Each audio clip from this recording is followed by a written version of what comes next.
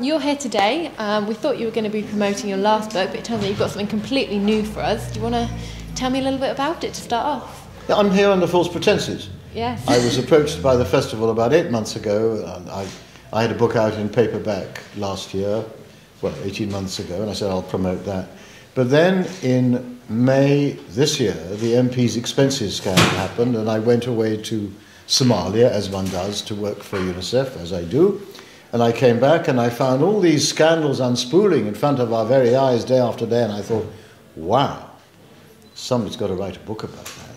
And I was an MP once, and I was on the Standards and Privileges Committee, so I know how the regulatory system works and how it fails.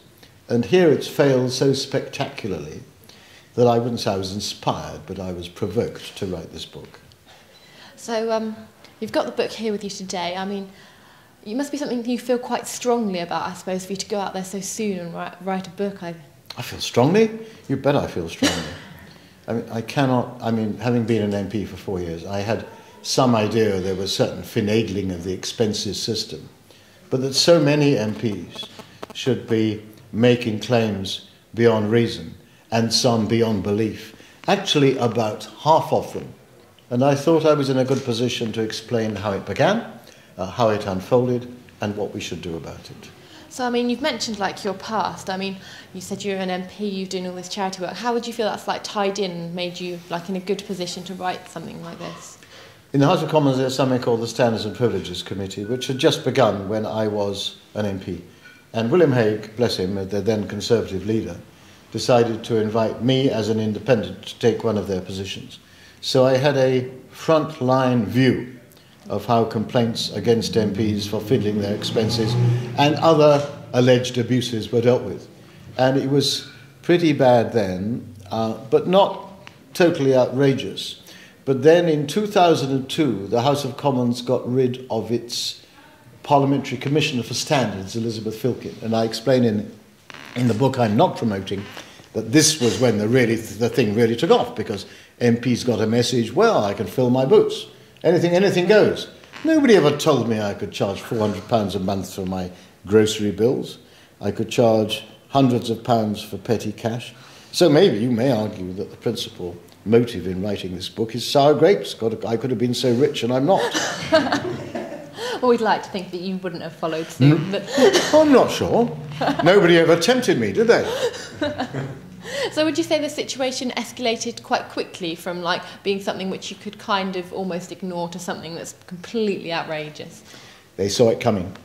Tony Wright, MP for Cannock Chase, who's a good guy, the chairman of the Public Accounts Committee, appeared before the Committee on Standards in Public Life in 2002, and he said, the next scandal is about MPs' expenses and it's going to come and hit you unless you do something about it. And they didn't. They waited until the sky fell in, and the sky fell in. And I'm rather pleased, actually, because now real reform is possible, which if the redacted expenses, you know, the big black rectangles had hidden everything, we weren't able to do it. You know, it's make or break time. This is actually not less than a constitutional crisis. I mean, so your book in general, I'm supposing you've kind of explained what's happened in a great... What would you say is, like, the aim of your book? What would you like it to do? The aim of the book is to make sure that people don't forget what has happened, that they don't say this is a sudden summer storm that has passed, that these are serious issues which engage us as Democrats. Because if we just shrug our shoulders and say, well, MPs are corrupt, they always have been, then no good will have been done. Nothing will get done. I mean, you've had quite an interesting past. I was looking into it earlier. I mean, you said you weren't even in the country when the expenses scandal hit. I mean, what was it like coming back to... I was in Puntland. The Puntland is the province of the pirates. And I was doing all kinds of things about UNICEF's projects. And I got a piece in the Mail on Sunday about it because I mentioned pirates every 3 paragraphs, and they liked that. Then I came back and I saw all that had been going on. And I say to myself, we too live in the land of the pirates. And the pirate ship is the Palace of Westminster, isn't it? You see, you can't ask questions as questions. Sorry, I shouldn't have done that. No, it's fine. Don't worry about it. Oh, you've completely thrown me off now.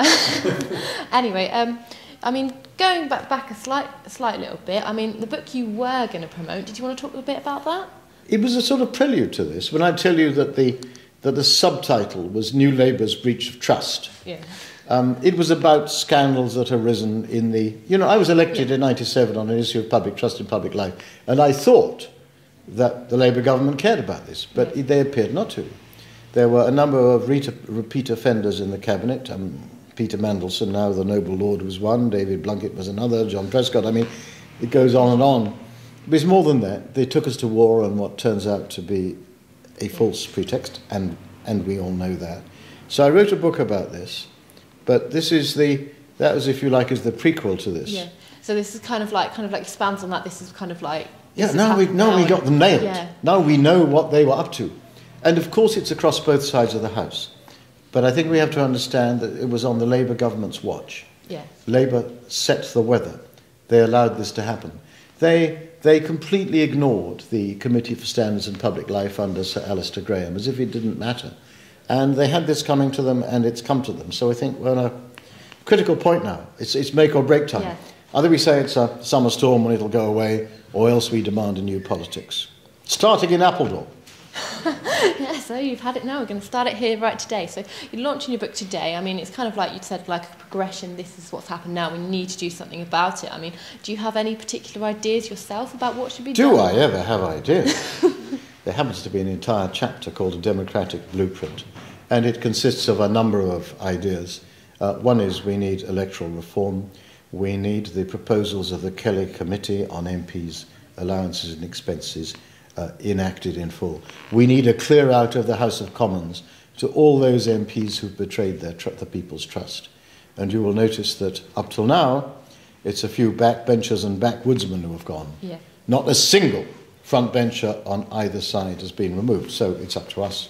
Yeah, like I say, I mean, it's definitely important that people know all these things, and then we, the public, we can't forget. We need to move on and try and make something worthwhile in the future. But I mean, do you have any further thoughts or anything you'd like to add? I mean, well, I think it's all going to change. Yeah. The next Parliament is going to, about half of it is going to be new MPs. They're not going to want to be tainted as the old ones. A new set of rules will be in place. A new enforcement agency. You know, either you laugh or you cry. I sense I'm running out of time, so can I just tell you what I wanted to call the book? Yeah. I wanted to call the book Swindler's List. I did hear someone mention that earlier, and I heard that your editors and the my publisher said it was too jokey. This is actually the most light-hearted book I've written, because it's got to be light-hearted, because either you laugh or you cry. Yeah. In this case, we do a bit of both. Don't you agree? I think sometimes that must be the case.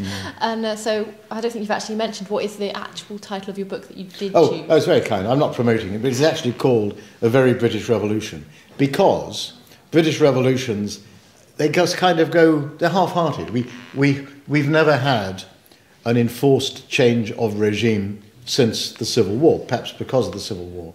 You know, it's always a question of evolution, but we clearly have to have a new set of principles behind what we're doing. So, what we do is we get really upset, and then we're about to launch a revolution, and then we lower our pitchforks and go off to the pub. That's what we do. So that's where we are now. So yeah, I mean, it'll be really interesting to see you speak about the new book later, and thank you for talking to me. I'm sorry I haven't been very good with the questions. No, you've been absolutely fine. I mean, I saw completely shocked me with the new book. Move over John Humphreys, I say.